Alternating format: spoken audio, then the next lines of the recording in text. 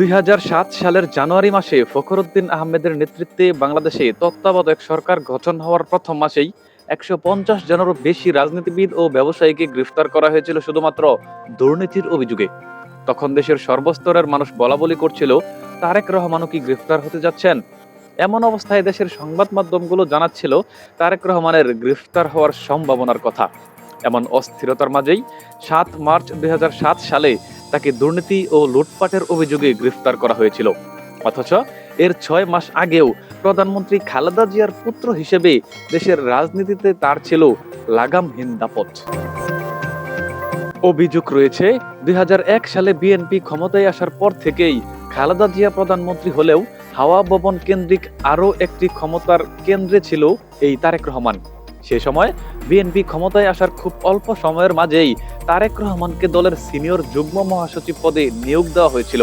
তখন থেকেই বিএনপির ভবিষ্যৎ কর্ণধার হিসেবে তারেক রহমানের নাম চূড়ান্ত হয়ে গিয়েছিল।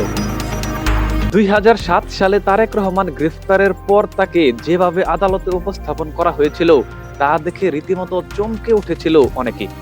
র্যাবের একটি হেলমেট ও একটি বুলেট প্রুফ জ্যাকেট পরিয়ে আদালতে হাজির করা হয়েছিল তাকে। সে সময়কার আদালত তাকে ১০ দিনের রিমান্ড মঞ্জুর করেছিল। রিমান্ড শেষে তারেক রহমান ও বিএনপি অভিযোগ তুলেছিল যে রিমান্ডে তার উপর অমানসিক অত্যাচার ও নির্যাতন করা হয়েছে। ২০০৮ সালে ভারতের একটি পত্রিকায় উঠে এসেছিল তারেক রহমানের উপর অত্যাচারের চিত্র। জবানবন্দি অনুযায়ী তারেক রহমান বলেন, ২৪ ঘন্টার মধ্যে ১৮ ঘন্টায় আমার চোখ বেঁধে রাখা হয়েছিল।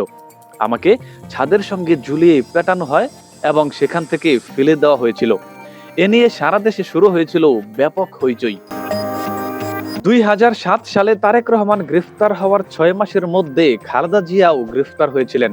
এমনকি তার অল্প কয়েকদিন আগেই গ্রেফতার হন শেখ হাসিনা। তখন সবাই ভেবেছিলেন খালেদা জিয়া হয়তো সেনা কর্মকর্তাদের সঙ্গে দর কষাকষি করে তার ২ ছেলেকে নিয়ে দেশ ছেড়ে চলে যাবেন। তৎকালীন নির্বাচন কমিশনার অবসরপ্রাপ্ত সেনা কর্মকর্তা এম সাকাওয়াত হোসেন তার লেখা একটি বইতে এই বিষয়ে ধারণাও তুলে ধরেছিলেন। তবে এমন ধারণা পরবর্তীতে সত্য বলে প্রমাণিত হয়নি। ২০০৮ সালের শুরুর দিকেই অনেকটা স্পষ্ট হয়েছিল যে তখনকার তত্ত্বাবধায়ক সরকারকে ওই বছরের শেষের দিকে একটি গ্রহণযোগ্য সাধারণ নির্বাচনের আয়োজন করতে হবে। এমন আন্তর্জাতিক চাপে ২০০৮ সালের মে মাস থেকে নির্বাচন নিয়ে রাজনৈতিক দলগুলোর সঙ্গে গোপনে আলোচনা চালাতে থাকে তৎকালীন তত্ত্বাবধায়ক সরকার। যদিও এই সবকিছুই পেছন থেকে পরিচালনা করত সে সময়কার সেনা কর্মকর্তারা। কিন্তু ২ ছেলের মুক্তি ছাড়া কোনো প্রকার আলোচনায় রাজি ছিল না খালেদা জিয়া। বিএনপির সিনিয়র নেতা মওদুদ আহমেদ তার একটি বইতে লিখেন, সেনা কর্মকর্তারা শুধু খালেদা জিয়ার সঙ্গে আলোচনাই করেননি, পাশাপাশি খালেদা জিয়ার বিরুদ্ধে জিয়ার চ্যারিটেবল ট্রাস্ট ও জিয়া অরফানেজ ট্রাস্ট মামলার প্রস্তুতিও গ্রহণ করতেছিল। কারাগারে খালেদা জিয়ার সঙ্গে দর কষাকষির এক পর্যায়ে সেনা কর্মকর্তারা খালেদা জিয়ার ছোট ছেলে আরাফাত হোসেনকে মুক্তি দিতে রাজি হলেও তারেক রহমানের ব্যাপারে সাফ না জানিয়ে দিয়েছিল। ২০০৮ সালের ২১ আগস্ট মার্কিন রাষ্ট্রদূত মিস্টার মরিয়ার্টি তার দেশে প্রেরণ করা ফাঁস হওয়া তথ্য থেকে জানা যায়, মিস্টার মরিয়ার্টি সেখানে বলেন, বাংলাদেশের সেনাবাহিনী ও রাজনৈতিক দলগুলোর মধ্যে একটি সমঝোতা খুবই কাছাকাছি, তবে ২ পক্ষের অবিশ্বাসের কারণে চূড়ান্ত সমঝোতা হচ্ছে না।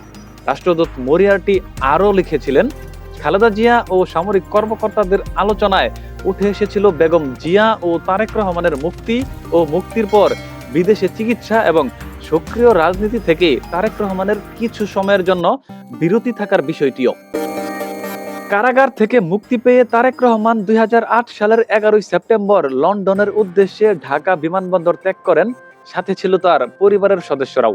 এমনকি ওই একই দিনে কারাগার থেকে মুক্তি পান খালেদা জিয়া।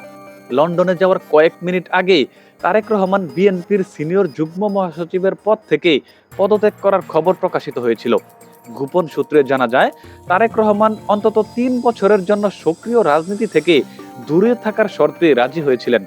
তবে বিএনপি নেতা মওদুদ আহমেদ জানিয়েছিলেন, খালেদা জিয়া হয়তো সমঝোতা করেছিলেন যে তারেক রহমান আপাতত রাজনীতিতে জড়াবেন না এবং এই মর্মে তারেক রহমান কোনো চুক্তিপত্রে স্বাক্ষর দিয়ে থাকতে পারেন। তারেক রহমানের লন্ডন যাত্রার আগে খালেদা জিয়া গণমাধ্যমকে জানিয়েছিল, সুস্থ হওয়ার আগ পর্যন্ত তারেক রহমান রাজনীতির বাইরে থাকবেন। চিকিৎসকরা তখন জানিয়েছিল তারেক রহমানের সুস্থ হয়ে উঠতে কমপক্ষে 2 থেকে 3 বছর সময় লাগতে পারে। 18 মাস কারাগারে থাকার পর 3রা সেপ্টেম্বর 2008 সালে তারেক রহমান মুক্তি পেয়েছিলেন। এই সময় জিয়াপুত্র তারেক রহমান বঙ্গবন্ধু শেখ মুজিব মেডিকেল বিশ্ববিদ্যালয়ে চিকিৎসাধীন অবস্থায় ছিলেন। 13টি মামলায় জামিন পেয়ে সে সময় দেশে ব্যাপক সমালোচনা চলছিল যে বিএনপিকে নির্বাচনে যাওয়ার শর্ত হিসেবে খালেদা জিয়ার 2 ছেলেকে মুক্তি দিয়ে বিদেশে যাওয়ার সুযোগ তৈরি করে দিয়েছে বর্তমান তত্ত্বাবধায়ক সরকার। জেল থেকে ছাড়া পাওয়ার পর তারেক রহমানের সঙ্গে সাংবাদিকদের সাক্ষাৎকারের সুযোগ দেওয়া হয়নি। তবে খালেদা জিয়া কারামুক্তি পেয়ে ঘোষণা দেন যে শর্ত সাপেক্ষে বিএনপি নির্বাচনে অংশ নেবে। তারেক রহমানের মুক্তির পর বাংলাদেশের শীর্ষস্থানীয় গণমাধ্যমগুলো তীব্র প্রতিক্রিয়া জানিয়ে তারা লিখেন, ডিসেম্বর মাসের নির্বাচনে বিএনপির অংশগ্রহণের জন্য সামরিক বাহিনী সমর্থিত সরকার তারেক রহমানকে মুক্তি দিয়েছে। অনেকে আবার লিখেন, এটি উল্টো পথের যাত্রা। দুর্নীতির বিরুদ্ধে তত্ত্বাবধায়ক সরকারের যে প্রতিশ্রুতি ছিল তা উল্টে গেল। তারেক রহমান প্রায় 17 বছর লন্ডনে অবস্থান করার পর গতকাল তিনি দেশে ফিরেছেন। রাজনৈতিক প্রেক্ষাপটে তার জনপ্রিয়তা বেড়ে হয়েছে আকাশ পাতাল। হয়তো এই নেতাই গড়বেন বিএনপির আগামীর ভবিষ্যৎ।